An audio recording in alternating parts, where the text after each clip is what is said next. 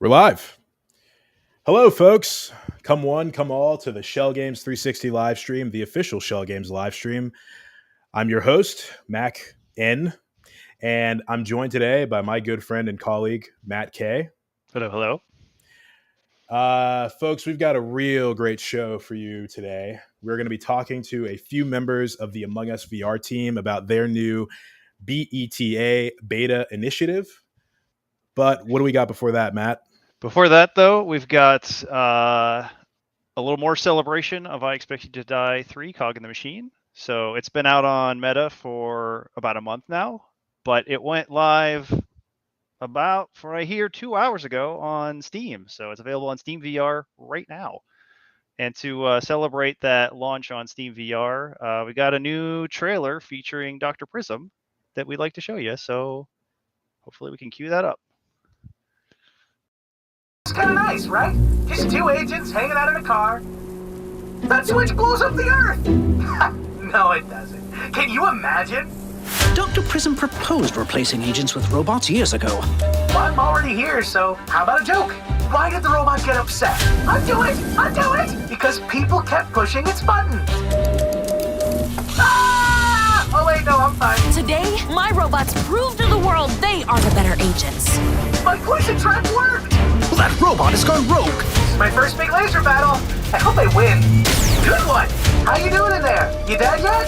Just grabbing a body bag. Thanks for showing me how to be an amazing agent. I will carry on your legacy as Agent Ro Butler. Hey, that's the pipe I broke. I mean, what happened there? What a mystery.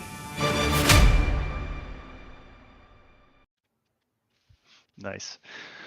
Well, I see some people in chat talking about when you hear more about I Expect You to Die 3 stuff. So good news for you. In a little bit, we'll be talking to a member of the I Expect You to Die 3 team to find out more about puzzle design there.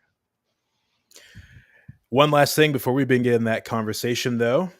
Schell Games 360 is a new initiative for us, and we definitely want your feedback. So if you have any ideas or for segments or a preferred time that you'd like to log in to watch this stream, we want to hear about it.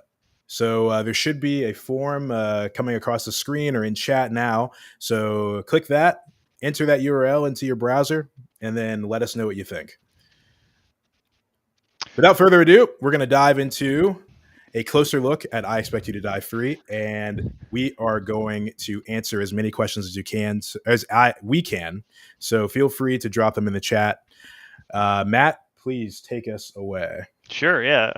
As is probably known by most people here, the puzzles are a pretty foundational part of the whole I Expect You to Die's series. And maybe people have questions about how the developers actually create those puzzles. Well, good luck for everybody here. That we have a member of the development team with us, Joey, who hopefully we can bring up now. Yeah, hi Joey. Please let everyone at home know, 1, who you are, 2, what you do at Schell, and 3, what you did on I Expect You to Die 3.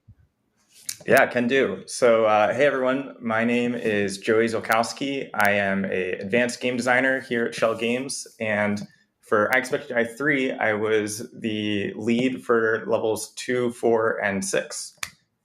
Nice. Okay, so I have word from you specifically that you're gonna show us a little bit about how you developed, designed, put together the puzzles in I Expect You to Die 3. So Totally. I guess first things first. Yeah, how do you want to start this up? Like, how do you come up with a puzzle? Like, how does that all work?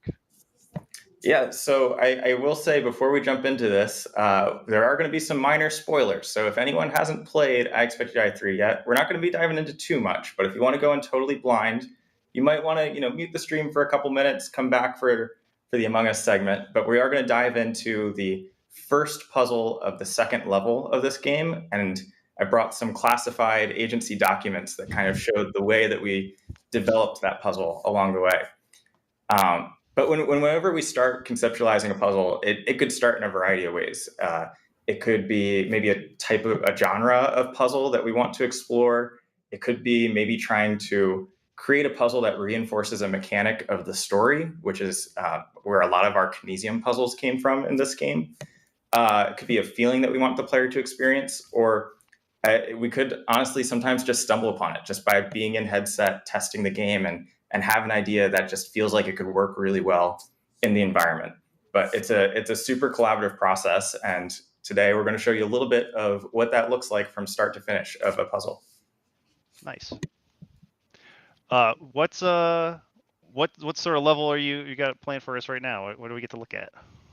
Yeah, so we're digging into the kinesium mines. If you saw what I did there, we're going to dig deep into the second level of I Expect You to Die 3 and the first puzzle of it, which takes place in an underground mine shaft, where you really start to learn a little bit more about this mysterious element called kinesium, which is what powers the telekinetic implant in your head.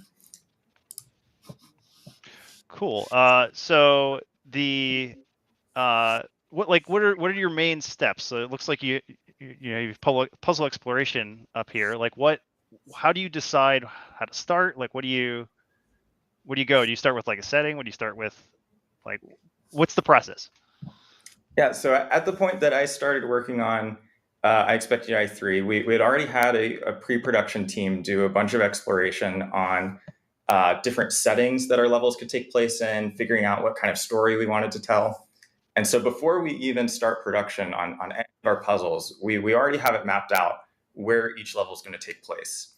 And so for the kinesium mines, this started with a piece of concept art that you can see in the top right there, and then a gray box, which is when we designers kind of jump into the game engine and put together a general layout of how the environment might look using primitive shapes, lots of cubes and spheres, and just a quick and dirty way to represent the level before we dive into it.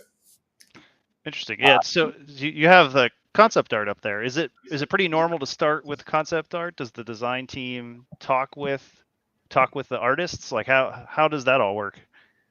It's definitely it's a collaborative process the whole way. We're always talking to the art team to kind of get an idea of what we want the environment to feel like, and a lot of times that environment will inform the types of puzzles that we create.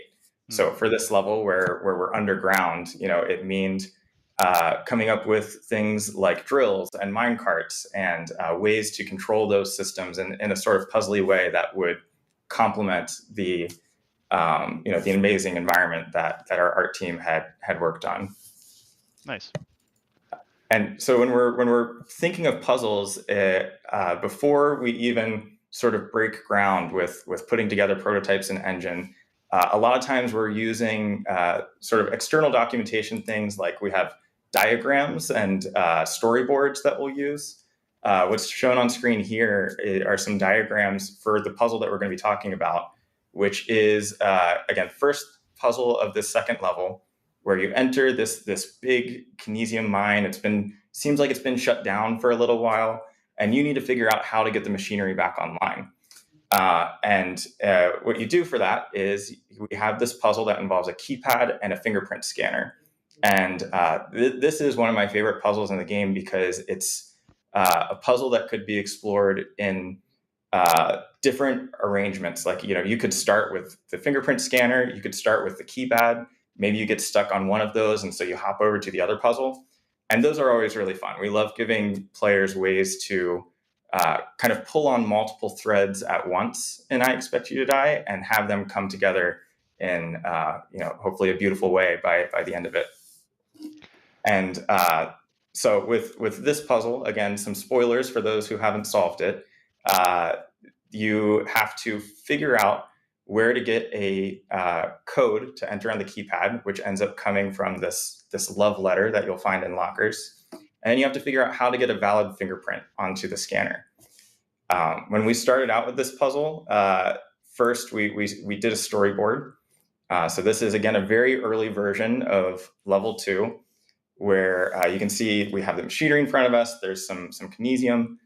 And as we go through the storyboard, the first version of this involved, instead of a fingerprint scanner, a key card. So we're thinking, you rummage through some lockers, you find a key card, you scan that, you end up deciphering the code from the love letter. and then that will bring the drill down and bring the robots into the scene. And a funny picture here, a very early version of the robots before they had gotten a lot of character work. And so you can see, even though this is super, super early in development, the bones of what that puzzle became are here, and how we got to the next part of it, we can dive into. Yeah, I saw an interesting question coming from the chat, actually, that I feel like you'd have a pretty, like, this whole process will help encompass and probably answer that person's question, but it'd be interesting to hear you address it, which is, will a future I Expect You to Die have a sort of level maker? That sounds like an interesting question with a real interesting. I'm curious to see what your answer for that would be. I can guess. Yeah. I mean, so the future I Expect You to Die having a level maker, I assume they mean for like players to create their own levels. And I assume. Man, that would be incredible, and also super, super difficult for our team to create, because these levels are developed over the course of many months. Each level, you'll hear us use the terminology like pre-production, alpha, beta, and then final. And those are sort of the different stages that a level goes through as we're developing it, that takes place over the course of many, many months. So I love the idea of an I Expect You to Die level creator. But man, I don't know. We'll have to see what the future holds. Yeah. If you could go through, help us understand the process of why, like, what are all the different steps, and what are all the different, like, what makes making a puzzle and a level so intensive? It can be a very iterative process, I think is the word that I would use. So we just saw that very early look at a pre-production version of this puzzle that was storyboarded out. And the next version of it is where we started to lean a little bit more on thinking about, okay, that feels like a cool thing, bringing this machinery online, but how could we bring the spy fantasy into it? And how could we really lean on the fact that you are a secret agent trying to break into a system that you're not supposed to be accessing? And so we got some inspiration from, when I was a kid, I loved playing with different spy gadgets. I'd go to Toys R Us, and they had all sorts of different kits and gizmos that you could get.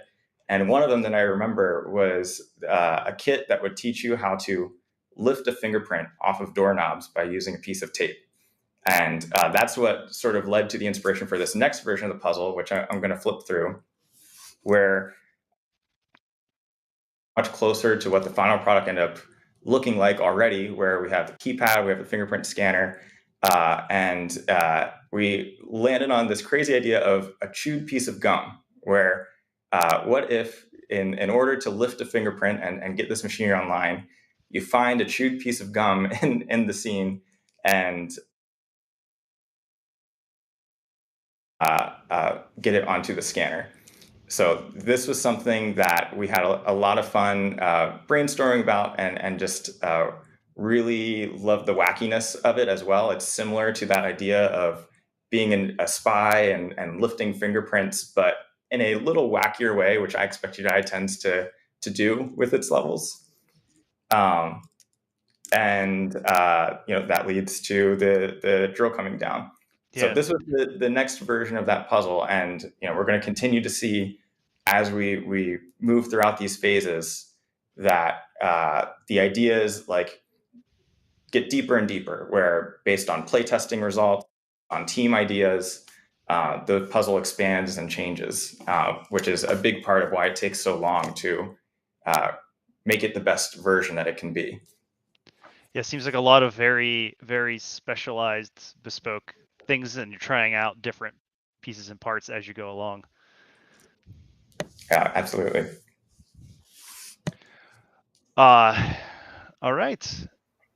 Let's see here. What? I have a question. Oh, yes, Mac.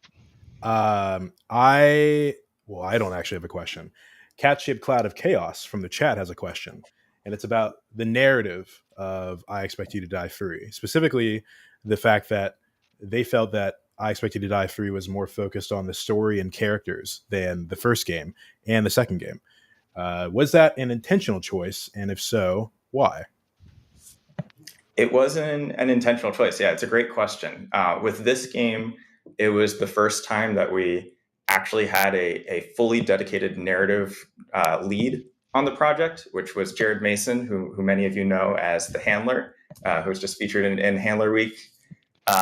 And Jared would work with us puzzle designers all the time to try and come up with ways that we could reinforce story beats that we were trying to hit with our puzzles. So again, like I mentioned earlier, although I don't want to dive too much into it in case there's anyone who hasn't played, our Kinesium puzzles were some of the ones that we had to work with Jared the most on figuring out, what is Kinesium? How does it work? How can we make sure that we're telling it as a consistent story across all of the levels and how it behaves?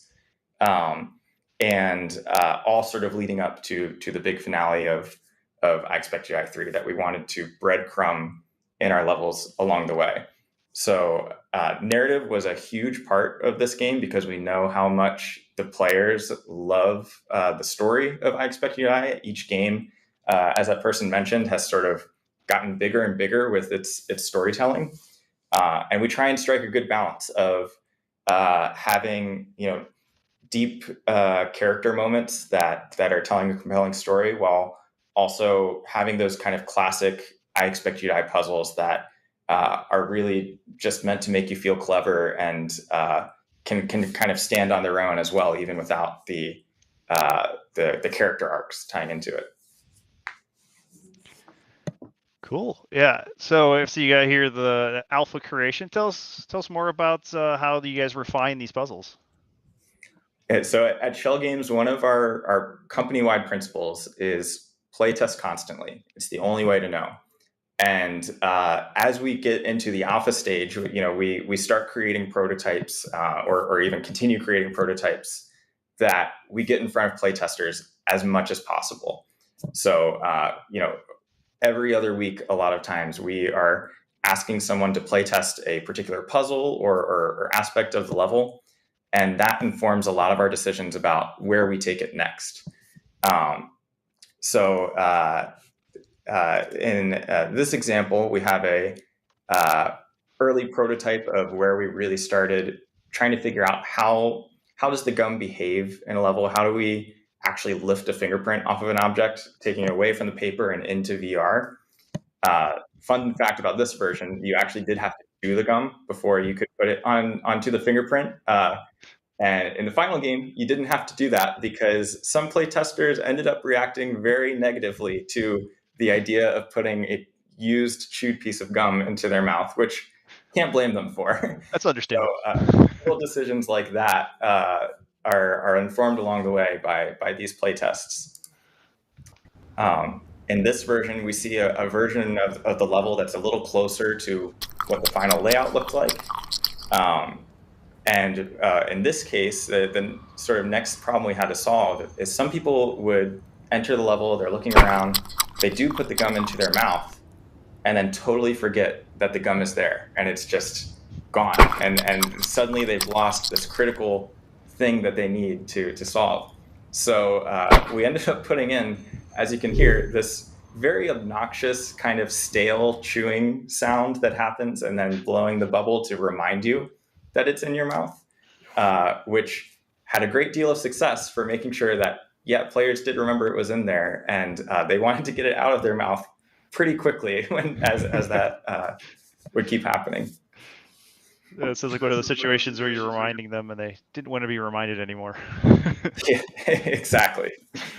Yeah, so much of it is at this point, like the initial idea of the puzzle is still the same. We still have sort of the same solutions here, but we've started the playtesting process to look at how players try and do things differently than what we might have expected, and then alter the puzzle or alter the mechanics of each of these items to account for what players are doing.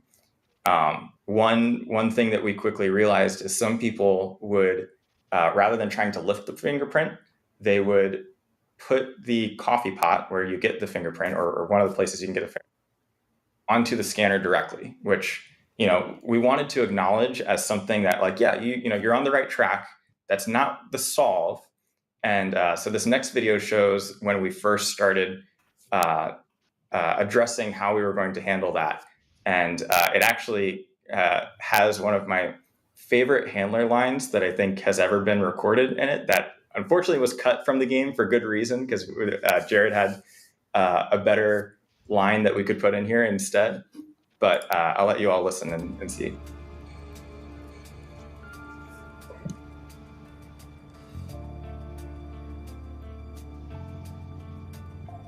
I remember when I lifted my first fingerprint. It was off a severed hand, but this is fun too.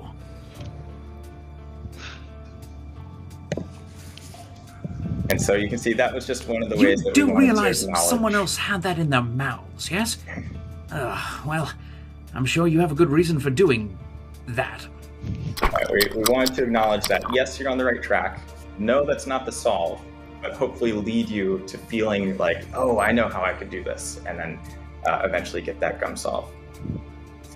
There's one other funny part of this video that you all will see in a second here, where as our robots enter the scene, this is an early version where the robots had a very different voice than what you ended up hearing. The foreman has activated the drilling apparatus. We should go load the kinesium, which is important agent work. Those sound like Dr. K's robots. Our hunch was right. She's getting kinesium for her robots from this mine. Quick, disguise yourself.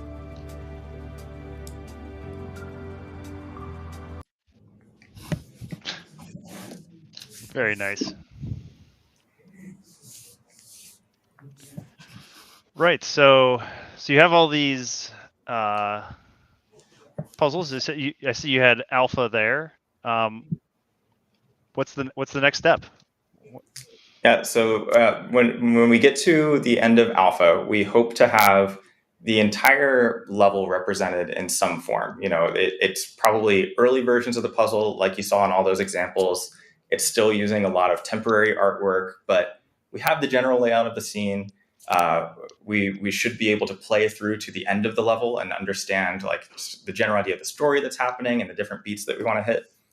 And then when we get to beta, it's, again, like iteration is the key word here, where it's continuing to refine and polish things to get to the point where you have a puzzle that has all the trademark things that people expect from an I Expect You to Die game. Like something that we've heard that our players love and that we try to pay off in every situation that we can is being able to do things in the game and try something that you're like, the developers probably didn't think of this. Like, let me try this. I'm not expecting anything's going to happen.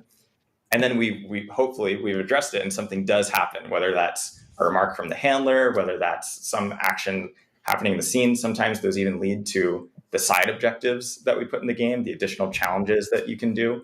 Mm-hmm. And in general, just really trying to make the level as fun as possible by paying off on all of the different things that we think players might want to do there. And that, again, is informed so much by play testing. All right, show us then, I guess, what beta looks like for this. Yeah, so this first video, this is pretty early on in our beta process. That was in someone else's mouth. I need you to know that. And this is trying to account for all the different weird drank the things coffee people might do with while gum. chewing the gum. I did not believe in monsters until today.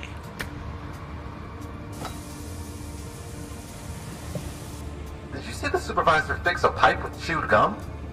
We gotta remember that from when we're secret agents.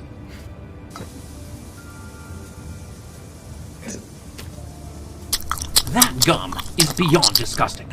I don't like that, and I'm beginning to not like you. So as you can see with that video, like this relatively simple idea that we started with of, oh yeah, you could use a sticky piece of gum to lift a fingerprint, suddenly led to all sorts of different complex combinations of things you could do, where we would see people like, they put the gum in their mouth and then they try drinking the coffee, and we're like, oh yeah, that's kind of funny. We should probably have the handler remark on you doing that. One of the really fun things that you saw was we actually got to solve a different challenge in the level by repurposing something from this first piece. And that is always a huge win for us whenever we find a way to make that happen. So it's like the idea that you could have an element from earlier in the level come back in a creative way later on to fix that pipe. Those are some of the moments that we found people feel most clever, when they can use something and repurpose it in a way that they weren't expecting.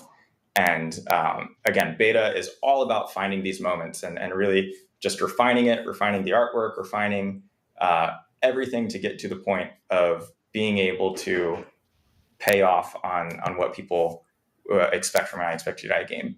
Okay.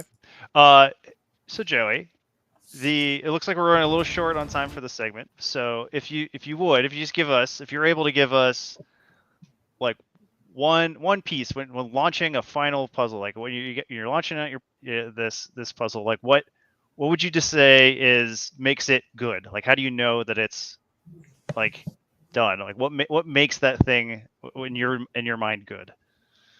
Yeah, I think it's a really good question, because a good puzzle in my mind is, one of our pillars of I Expect You to Die that has persisted throughout all of the games is lead them to cleverness. We want players to feel clever as they're solving a puzzle, rather than coming out of it thinking like, oh, how was I supposed to know that? That didn't make any sense. Or, that was way too easy. I wish that you didn't give me so strong of a clue. Those aren't the things that we want people to think. We want you to really be like, yeah, I'm really cool. Like I felt clever in solving that, and I am the amazing secret agent that this game is telling me that I am. And it takes so much work to get to that point. It sounds simple when spelled out that way, but it's a balancing act. We are very careful about the clues that we give you. We're very careful about the remarks that you're hearing from the characters, to kind of start breadcrumbing you towards an idea, but allow you to get there yourself without giving the answer away or making it so challenging that you felt like you never could have solved it on your own. Some of the fun tidbits about this puzzle that we ran into, we found that younger players really struggled with the idea of getting the code for the keypad off of the love letter, because maybe some of us in the room who are a little older have used flip phones before and have had to send a text message by converting numbers to letters. Younger players without that experience struggled a little bit to understand how to do that. And so one of the ways that we tried to, again, breadcrumb that idea was we did little things like making sure that the letters were on the keypad. So you'd see the one with ABC next to it, that sort of thing. We would also put the clue for the code in multiple locations. So you can not only find it on the love letter, you can find it on a locker door. You can also find it carved on the inside of a hard hat. And just kind of like subtly emphasizing, like, this is a important piece of information to pay attention to. We're not going to tell you how to do it, but we're at least going to put it in front of you enough times that hopefully you'll catch on that there's some kind of leap of logic that you need to make there. So overall, I know we're out of time, but I would just say a big piece of making a good puzzle is just making sure that it pays off in player satisfaction and helps them to feel like they're super clever. Very cool. Thank you so much for your time and all your effort, Joey. Of course. Yeah. I will certainly be keeping an eye on the chat, and I might hop in there and answer a few other questions in text. But thank you all for listening. I hope. Joey, before Yeah. you go, Ooh. there's a question here that I think you should answer. Ooh. What is your favorite I Expect You to Die game? Your favorite? Oh man, I mean, well, I have to say I Expect You to Die 3, right? Like, No, you don't. An incredible game. No, I Expect You to Die 3 is 100% my favorite of the franchise. I am certainly biased in that. I will say though, my favorite level, or at least like a close second to some of the levels in I Expect You to Die 3, is the submarine level from the first game. I had a lot of fun with that. there's some Easter eggs related to that level that you'll find without I Expect You I3 or with I Expect You I3. And those were definitely very, very intentionally put in there. Yeah. Well, thank you very much for answering, Joey. Matex, Matex, thank you for asking that question. And thanks again, Matt and Joey, for walking us through that design process of an I Expect You to Die level. Without further ado, we're going to move swiftly forward. The I Expect You to Die series is not the only thing that has been on the docket for us recently. We've also been doing a ton of work on Among Us VR, which recently launched its beta channel. This allows the developers of the game to experiment with new features with player support. And today, we're going to talk with a couple of members of the Among Us VR team. Please welcome Ryan and Ken to the stage. Ryan, Ken, how you doing? You've been behind the stage for some time now. Thanks for your patience. Yeah, it was fascinating to watch, actually. I'm glad I stuck around. Yeah, I want to play some Expect You to Die. Yes, no. Right after you stop your work on Among Us VR, you can boot up I Expect You to Die. It's there for you. We got free codes for you. Yeah, welcome to the show. What do you guys do for Among Us VR? I'll start with Ryan. Sure, yeah. My name is Ryan Hall. I've been at Schell for 10 years now, and I'm the project director. That's what it is. That's what they call it for I Expect You to Die VR. Project director. So you're top of the leaderboard. You're top of the chain. Not the leaderboard. I'm still working on my skills at the game, but yeah. I'm the guy that hits the emergency meeting button. Understood. That's a very good way to put it. Ken, what about you? What do you do? Hey, I'm Ken Moody. I'm a senior designer here at Schell Games. I worked on Polis Point for Among Us VR, and I am currently the design director for our current year of content. Oh, excellent. Well, thank you both for joining us. But before we talk about beta, sorry, you're going to have to wait a couple more seconds, Ryan and Ken. We have to share this Among Us VR update with you all. Hit that trailer.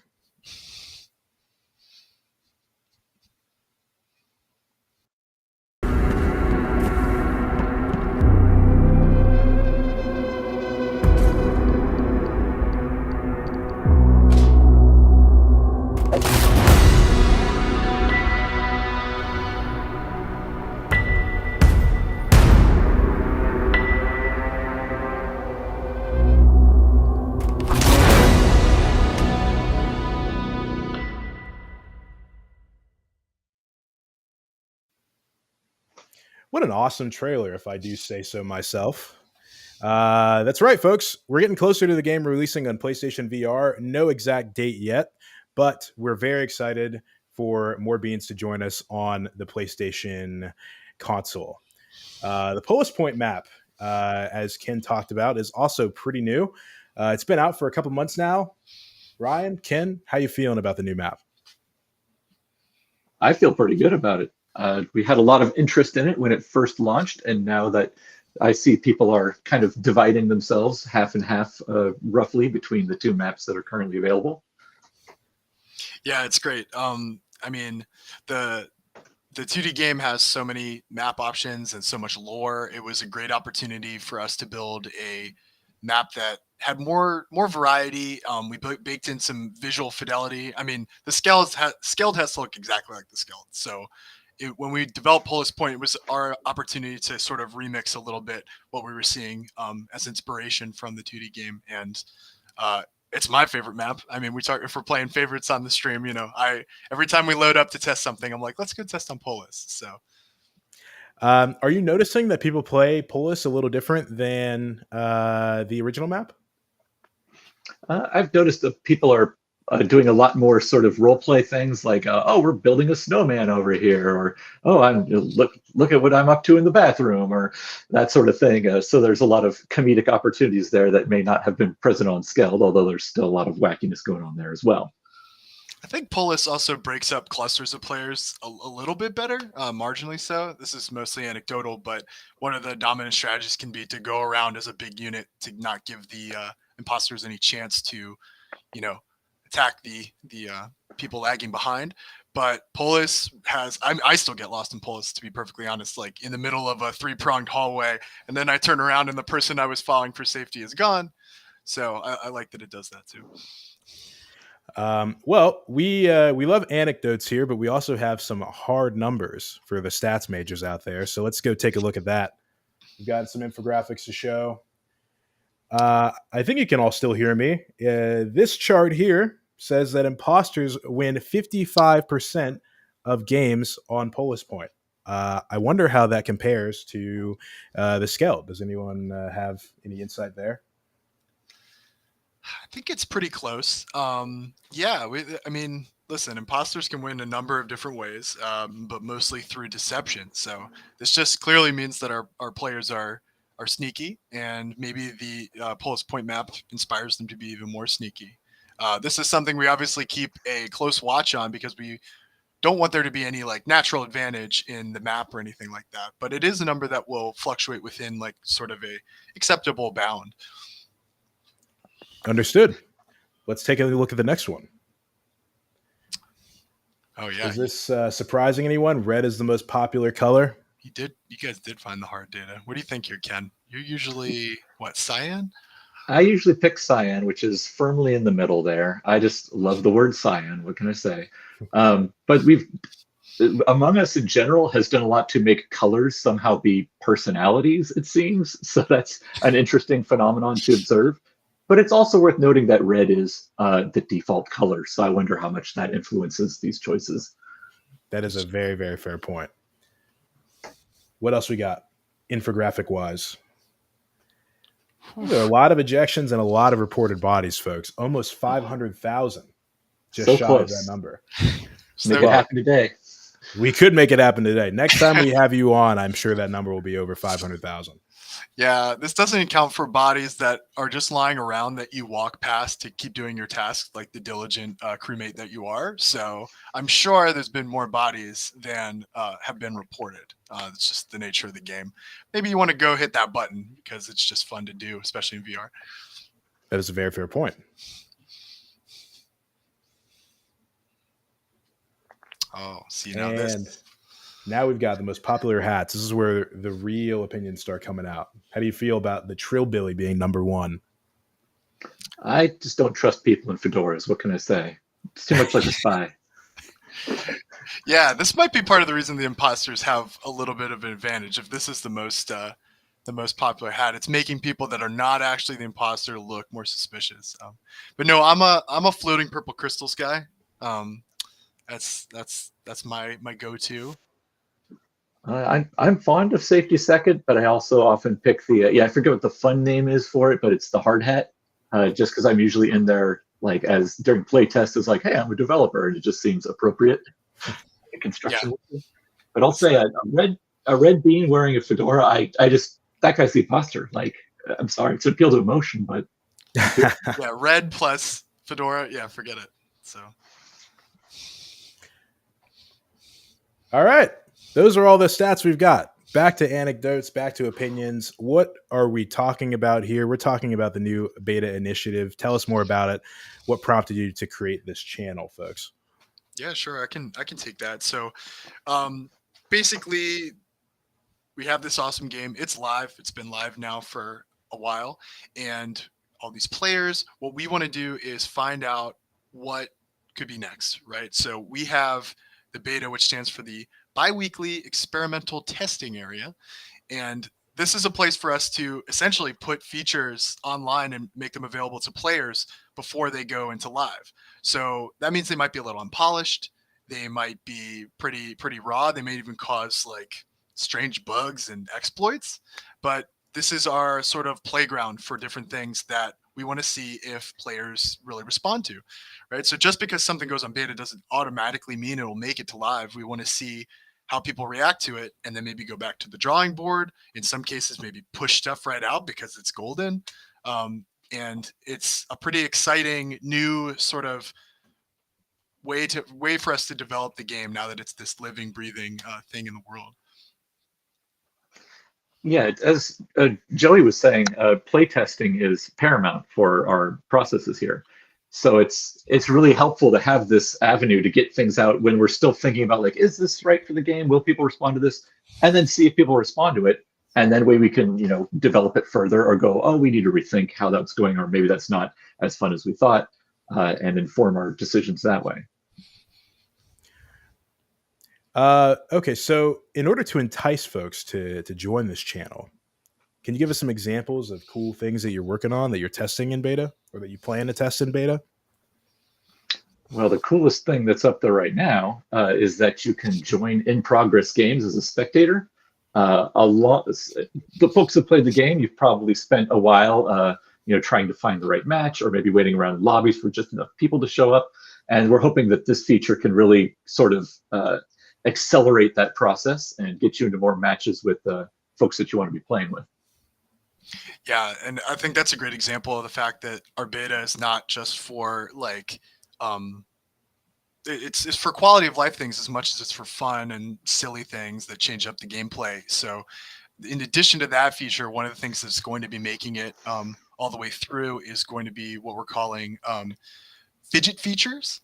These are little things that you can do on the ship, if you're on the Skeld, or in Polis Point, if you're on that map, that are not actually tasks, so they won't get assigned to you, but you can interact with them. They're great. Personally, I like doing them as the imposter. It makes you still feel like you're busy. And sometimes you're finished with your tasks and you're kind of following someone around, but you want to have something to do. The world that Innersloth has built and we have converted into VR, it's so touchable, right? All of the affordances and the awesome art. Now you actually can reach out and touch it, including the TV in the Polis Point Lounge, which is a favorite of mine. I personally. Oh no! Please go, Ken. Oh, I'm on a lag, I think, from being distant from you here. I was going to mention also we had throwables that were in there, like you could pick up and throw donuts and other objects, and that was an interesting thing to see. That as soon as we put it up for the public to try out, the ghosts were picking them up and then throwing them at the person who killed them. We're like, okay, now we know that that's an exploit we need to make sure to account for. So it's very helpful feedback to see that sort of thing happen. Okay on beta, less okay on the live game for sure. So. Exactly. Catch it early. I very much like the idea of fidget features. I find that the hardest thing to do as an imposter is to pretend to have a job to do. It's like, where am I going to go? What am I going to do? So having some things to mess around with while I develop a game-winning strategy, I like that a lot. I have another question about how players participate in beta. How do people get in there? That's a great question. So again, as I mentioned, if you have Among Us VR, you have access to the beta. And the way that you do that is by going to the store page. You can actually go down to version. And when you go there, you'll see that it's actually a drop down. You can change what version you're on. The only two options you see are live and the beta channel. So by switching it to that, your headset will automatically update and you'll be able to, next time you play, you'll be in the beta channel. If you want to switch back at any time, you can just close out the game. Again, go to the store page, find the version field and change that back to the live servers. And that's where you'll see, normal play without all of these bonus features and things like that. Understood. If you have some more time, I wanted to see if you could tell us some of the most requested features of Among Us VR, and then tell us if you're going to put them into the game or not.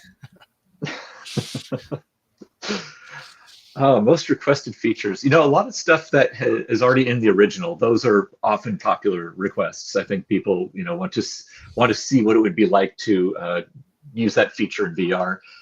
Those don't always make sense. Sometimes it's simply a technical lift or something that we plan to do for the future. So those sorts of things come up. Cams is a very frequently requested feature, for example. That was not one that we had, but something we're looking at for sure because people seem to be into it. Yeah. Other things that get requested a lot, some of the fun stuff from the 2D game include like pets and things like that. People are always looking for new animations, and we know what's popular and what's being requested the most. And if you are interested in following some of your favorite features, like the beta channel is probably the place they will first appear, because we want the VR version of them to be meaningful to our game and to be exciting and kind of what players expect. It's important to look at these features and understand that there are expectations that come with them. And meeting those expectations and managing those expectations is perfect use of the beta channel. So that'll definitely be the first place you see them. I've got a forward-thinking question for you. How do you see this channel affecting the development of the game moving forward? Is it going to change significantly the development process versus how the first year, a little bit under a year, has gone? I would say absolutely so. Yeah, I think Ken and I agree on this one. We want to continue to grow the game in the direction of our players. It could change the development of the game dramatically if something unexpected or that we kind of took a chance on or threw in there ends up being like a huge success. Like, we will change our plans. Like, we will absolutely like feed the enthusiasm of our players. So again, I don't know exactly what that could be. So maybe some sort of game mode, roles, anything that we might be experimenting with on there. If it takes off, like, we will feed that fire, and that's exactly what beta is for. Yeah, any feature we're developing it's always a combination of our own interest, what we want to pursue, what the data about how players play the game tell us, and anecdotes from looking at our Discord for the beta, and just gathering information about what people are excited about and what sort of things in the game they are responding to positively. I mean, that all makes sense to me. Having a test bed to work on features on, rather than having to do everything internally and then push it out. I mean, yeah, it makes total sense. All we got to do is get folks in there. So, folks, if you're listening, join that beta channel. We need your support. Get in there. Like we just said, you could have a dramatic impact in the game. Although I will say, if there's only one person that's very excited about one thing, we probably need more consensus than that. But you never know. Like, if you're excited enough, perhaps that will, like, be equivalent to many people being a little excited. Exactly. You could write us a check. That's right. Write a check out to Mack Nelson and send it to my address, and I'll make sure it gets into the game. All right, I got one more question, and then perhaps it's the hardest question I've asked thus far, and it's for Ken. Ken, Imposter or Crewmate? Oh, Imposter is a popular role for sure, and I enjoy my time as Imposter. But for me, I gotta say I prefer being Crewmate. Maybe it's just because I've done a lot of tech design work, and I'm accustomed to getting a list of tasks of things that need to be fixed, and then fixing them and feeling success. So it should be tickling part of my brain there that stands up. Also, it's I feel more scared trying to figure out when to kill somebody and like being found out than I am scared of action. So that probably says a lot there, but that in a nutshell, a Crewmate is my preference generally. This is a much more philosophical question than I ever could have imagined. Yeah, I 100% agree. I think that being able to get in there and have a list of tasks and then check them off one by one, there's something kind of cathartic about that for sure. Ryan, I'm not going to leave you out. What's your favorite, Imposter or Crewmate? Well, I'm going to play the other side of the coin and say Imposter for me. And I think that's because like I'm living out more of a sort of a fantasy or a derivation of my normal life, right? I love building consensus on a team. I love working things out and problem solving. So in a lot of ways, I get a lot of Crewmate from my day to day. So to be able to just kind of like take that hat off and put on my Imposter hat and be more devious is actually like, talk about catharsis. Like, it's hard work making a game. So walking around and finding the person that, slipped a deadline and just killing them in oxygen. And I knew it. I knew that's what it was about. You said it was not personal. No, listen, both sides are fun, but yeah, when I see the screen go red, it's a little bit of a thrill. So. Well, two sides of the same coin, folks. Thank you so much for joining us, Ryan and Ken, for this segment. And again, if you're listening, go ahead and join that beta channel. Help shape the development of Among Us VR. That's all I got. What's up next? Yeah, but before we end the show, we wanted to discuss one last topic. Schell Games, that is, not me and you. Well, I think you were there. I don't know. You can tell me. But PAX West, Schell Games was there. So we demoed I Expect You to Die 3. We ran some like a photo booth for what I hear, something along those lines. And we put together a video recapping the whole PAX West experience. So we can roll that now.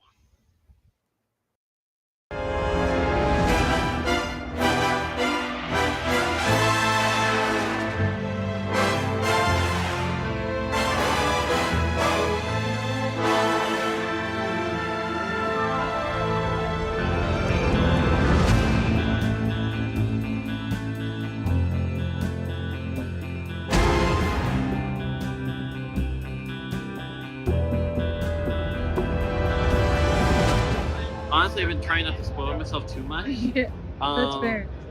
The car thing, I'm interested to see what happened with that. Definitely. Especially with it looks like you're driving it.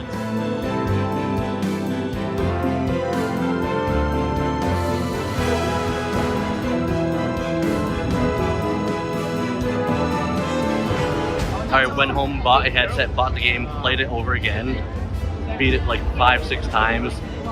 Then the new one came out like not too long after. Bought that, played it, did the same thing, and just it was a blast.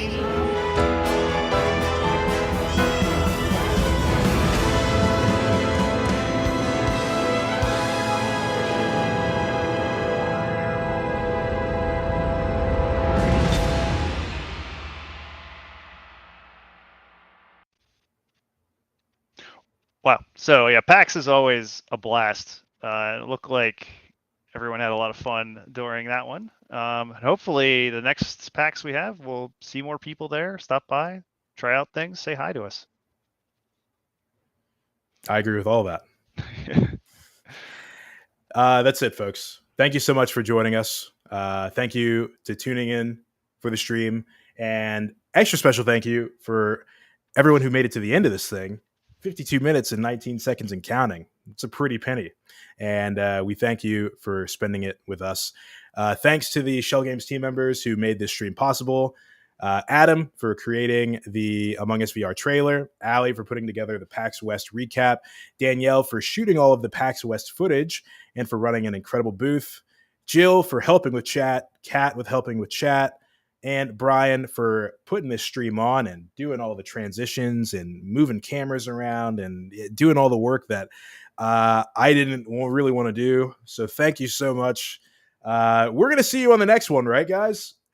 We got a special Halloween edition of Schell Games 360 coming next month, October, where we're going to be discussing the upcoming VR title from Schell Games, Silent Slayer, Vault of the Vampire. It's going to be great.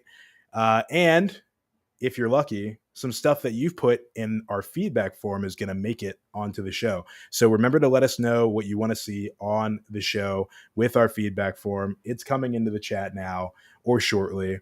It's been there already. Stay informed, folks. Like and subscribe to our YouTube channel in order to see when our next 360 is going to be. And we also post a lot of other videos that are outside of the bounds of 360 that you should also take a look at. And if you're very much Schell Games inclined, you can join the Schell Games Discord, the I Expect You to Die Discord, and the Among Us VR servers to chat with other players who are also fans of Schell Games. Thanks so much. You've been a great audience, and we'll see you next time. Bye.